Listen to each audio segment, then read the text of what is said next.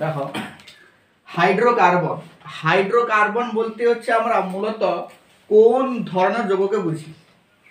Hydrocarbon বলতে মূলত বোঝা যায় যে এমন যৌগ যে যৌগগুলোতে মূলত হচ্ছে হাইড্রোজেন এবং কার্বন আছে। হাইড্রোজেন এবং কার্বন, হাইড্রো আর কার্বন, হাইড্রোজেন এবং কার্বন নিয়ে মূলত যে সমস্ত যৌগগুলি তৈরি হয় অবশ্যই তারা জৈব যৌগ হয়। কি যৌগ হয়? জৈব যৌগ, অর্থাৎ জীবদেহ থেকে পাওয়া যায়। তো সেই সমস্ত আমরা জৈব যৌগকে আমরা কি বলি? হাইড্রোকার্বন বলি। অর্থাৎ হাইড্রোকার্বনের মূল উপাদান কি হবে? কার্বন এবং হচ্ছে হাইড্রোজেন। এবার এই হাইড্রোকার্বনগুলোকে হচ্ছে আমরা মূলত দুটি ভাগে ভাগ করতে পারি। কটি ভাগে? দুটি ভাগে। একটি হচ্ছে সম্পৃক্ত হাইড্রোকার্বন, আর একটি হচ্ছে অসম্পৃক্ত হাইড্রোকার্বন। তাহলে একটি হচ্ছে কি? সম্পৃক্ত, আগে সম্পৃক্ত লিখ। একটি হচ্ছে সম্পৃক্ত হাইড্রোকার্বন, সম্পৃক্ত হাইড্রোকার্বন, আর একটি হচ্ছে অসম্পৃক্ত হাইড্রোকার্বন, আরেকটি হচ্ছে অসম্পৃক্ত হাইড্রোকার্বন। এবার কোন যৌগগুলোকে আমরা সম্পৃক্ত হাইড্রোকার্বন বলবো, কোন যৌগগুলোকে আমরা অসম্পৃক্ত হাইড্রোকার্বন বলবো, তার জন্য আমরা জানতে হবে যে এই হাইড্রোকার্বনগুলো কি প্রকৃতির হয়। অর্থাৎ এরা সমযোজী যৌগ হয় না এরা আয়নীয় যৌগ হয়? এরা কি প্রকৃতির যৌগ হয়? এরা সবাই হচ্ছে সমযোজী প্রকৃতির যৌগ হয়। কি প্রকৃতির হয়? সমযোজী প্রকৃতির হয়। এবার সমযোজী যৌগে আমরা দেখেছি যে তিন ধরনের সমযোজী বন্ধন দেখা যায়। সমযোজী এক বন্ধন, সমযোজী দ্বিবন্ধন এবং সমযোজী কি বন্ধন? সমযোজী ত্রিবন্ধন। তাহলে এই যে হাইড্রোকার্বনগুলা এরা কি হয়? স্যার এরা হচ্ছে তার সমযোজী যৌগ হয়। এরা কি যৌগ হয়? এরা হয় সমযোজী, কোভ্যালেন্ট কম্পাউন্ড। সমযোজী যৌগগুলোর মধ্যে আমরা দেখেছি তিন ধরনের সমযোজী বন্ধন দেখা যায়। সমযোজী এক বন্ধন, সমযোজী দ্বিবন্ধন এবং সমযোজী ত্রিবন্ধন। যে সমস্ত যৌগ সম্পৃক্ত হাইড্রোকার্বন হবে, সম্পৃক্ত হাইড্রোকার্বন হবে, তাদের এই যে কার্বনগুলোর মধ্যে সমযোজী এক বন্ধন থাকবে। কি থাকবে? সমযোজী এক বন্ধন থাকবে। অর্থাৎ যে সমস্ত হাইড্রোকার্বনে কার্বন পরমাণুগুলি পরস্পর সমযোজী এক বন্ধন দ্বারা যুক্ত, তাদেরকে আমরা কি বলবো? সম্পৃক্ত হাইড্রোকার্বন। আর অসম্পৃক্ত কাকে বলা হবে? না যে সমস্ত হাইড্রোকার্বনে কার্বন পরমাণুগুলি হয় সমযোজী দ্বিবন্ধন দ্বারা যুক্ত থাকবে, না হয় কোনো ক্ষেত্রে ত্রিবন্ধন দ্বারা যুক্ত থাকবে। মানে দ্বিবন্ধন দ্বারা যুক্ত হলেও তাদেরকে আমরা কি বলবো? অসম্পৃক্ত।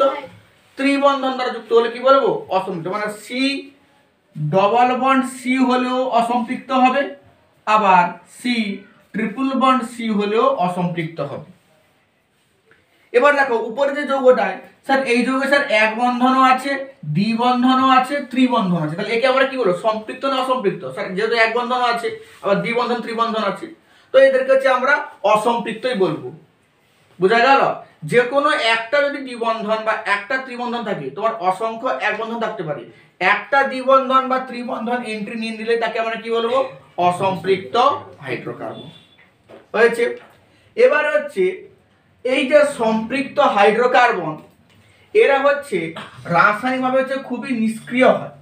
এরা এত ভালো রাসায়নিক বিক্রিয়ায় সক্রিয় নয়, এরা এত ভালো রাসায়নিক বিক্রিয়া করে না। কিন্তু এই অসম্পৃক্ত হাইড্রোকার্বনগুলি এরা হচ্ছে খুবই সক্রিয় হয়। এরা কি হয়?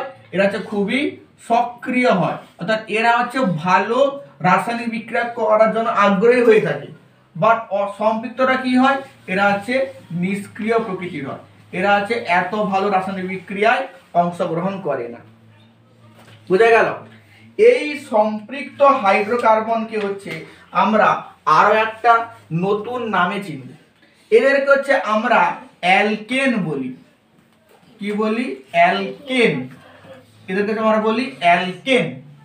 আর অসম্পৃক্ত হাইড্রোকার্বন এদেরকে হচ্ছে আমরা দুটো ভাগে ভাগ করি, একটা হচ্ছে অ্যালকিন আর একটা হচ্ছে অ্যালকাইন। একটা হচ্ছে অ্যালকিন আর একটা হচ্ছে অ্যালকাইন।